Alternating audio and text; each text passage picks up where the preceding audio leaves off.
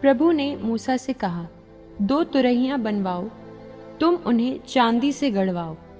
उनसे लोगों को बुलाने और शिविर उठाने की सूचना देने का काम लो। जब दोनों बजाई जाएंगी तो सारा समुदाय तुम्हारे पास दर्शन कक्ष के द्वार पर एकत्रित हो जाएगा। जब केवल एक ही तुरही बजाई जाएगी तब तुम्हारे पास नेतागण, इजरायली वंशों के मुखिया एकत्रित हो जाएंगे। जब उससे देर तक जोरों की आवाज हो तब पूर्व दिशा के पड़ाव प्रस्थान करेंगे। जब दूसरी बार जोरों से देर तक आवाज हो तब दक्षिण के पड़ाव प्रस्थान करेंगे। जब प्रस्थान करना हो तो देर तक जोरों की आवाज में उन्हें बजाया जाए, और जब समुदाय को एकत्रित करना हो तो देर तक जोर से बजवाकर सामान्य रूप से बजवाओ। हारून के याजक पुत्र तुरही बजाएं। ये तुम्हारी पीढ़ियों के लिए चिरस्थायी आदेश है।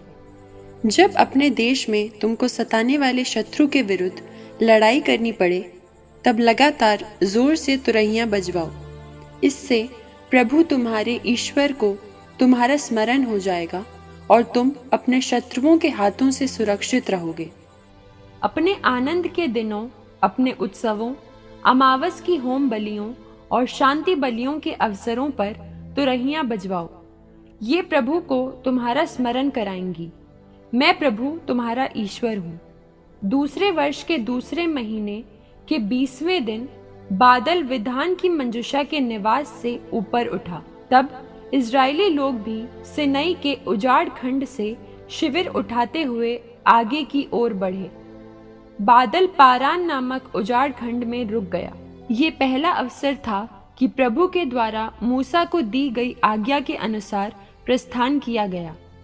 सबसे पहले यूदा कुल के लोगों ने अपने दलों के अनुसार अपने झंडे के साथ प्रस्थान किया। उनके समुदाय का नेता अम्मीनादाब का पुत्र नहशोन था। सुआर का पुत्र नतनएल इस्साकार कुल वालों का नेता था। हेलोन का पुत्र एलियाब जबुलोन कुल वालों का नेतृत्व कर रहा था। तब निवास का शिविर उठाया गया और गेरशोनी और मरारी लोगों ने प्रस्थान किया, जो निवास का परिवहन करते थे। फिर रूबेन कुल के लोगों ने अपने दलों के अनुसार अपने झंडे के साथ प्रस्थान किया। उनके समुदाय का नेता शदेऊर का पुत्र एलीसूर था। सूरी शतय का पुत्र शलूमिएल सिमोन कुल का नेता था। दउएल का पुत्र एलियासाफ गाद कुल वालों के समुदाय का नेता था। इसके बाद कहातियों ने प्रस्थान किया, जो पवित्र वस्तुएं ढोया करते थे। इनके पहुंचने के पहले ही निवास का शिविर तान दिया गया था। इसके बाद एफ्राइम कुल के लोगों ने अपने झंडे के साथ अपने दलों के अनुसार प्रस्थान किया। अम्मीहुद का पुत्र एलीशामा उनके समुदाय का नेता था। पदासूर का पुत्र गमलिएल मनस्से कुल वालों का नेतृत्व कर रहा था। गिदौनी का पुत्र अबीदान बेन्यामीन कुल वालों के समुदाय का नेता था। अंत में दान कुल के लोगों ने अपने झंडे के साथ अपने दलों के अनुसार प्रस्थान किया। अम्मी शदै का पुत्र अहीएजेर उनके समुदाय का नेता था। अकरोन का पुत्र पगीएल आशेर कुल वालों के समुदाय का नेता था, और एनान का पुत्र अहीरा नफ्ताली कुल का नेता था। इसी क्रम में इजरायलियों के दलों को प्रस्थान करना पड़ता था और इसी के अनुसार उन्होंने प्रस्थान किया। मूसा ने अपने ससुर मिद्यानी रउएल के पुत्र होबाब से कहा, अब हम वो देश जाएंगे जिसके विषय में प्रभु ने ये वचन दिया था कि मैं उसे तुम्हें दे दूंगा। तुम भी हमारे साथ चलो, हम तुम्हारी भलाई करेंगे, क्योंकि प्रभु ने इजरायलियों की भलाई करने का वचन दिया है। परंतु उसने उत्तर दिया, मैं नहीं जाऊंगा, मैं अपने देश में अपने कुटुंबियों के पास लौट जाऊंगा। तब मूसा ने निवेदन किया, हमें नहीं त्यागना, क्योंकि तुम उजाड़खंड के उन सब स्थानों को जानते हो जो पड़ाव डालने के लिए उपयुक्त होंगे। इसलिए तुम हमारे पथ प्रदर्शक बन जाओ।